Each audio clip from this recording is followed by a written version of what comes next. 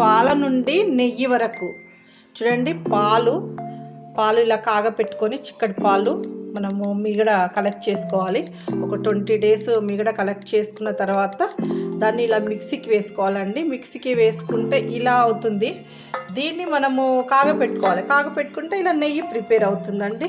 Just మనకు ఒక 1/2 hourలో మనకి కంప్లీట్ అయిపోతుంది. నేను ఇది 20 days కలెక్ట్ చేసుకున్న మీగడ అండి. ఇది ఇంకా మిక్సీకి పట్టాలి. ఇలా నేను పాలు కాగపెట్టుకొని ఫ్రిడ్జ్లో పెట్టుకుంటానండి. ఫ్రిడ్జ్లో పెట్టుకొని ఈవినింగ్ మీగడ కట్టేస్తుంది మన టీ టైం కల్లా. అప్పుడు దాన్ని తీసి కలెక్ట్ చేసుకుంటాను. అలా 20 days కలెక్ట్ చేసుకుంటే నాకు ఇంత వచ్చేసిందండి. చూడండి, నాకు 1 kg నెయ్యి అవుతుందండి ఎవ్రీ మంత్. నాకు ఇలా 2 తమలపాకులు, కొంచెం దొడ్డు ఉప్పు అండి, ఎందుకంటే గసర్ అనేది కిందకు వెళ్ళిపోవడానికి అలా చేస్తాను. చూడండి, ఇలా మనకి నెయ్యి ప్రిపేర్ అవుతుంది. దీన్ని మనం డబ్బాలోకి తీసుకోవడం.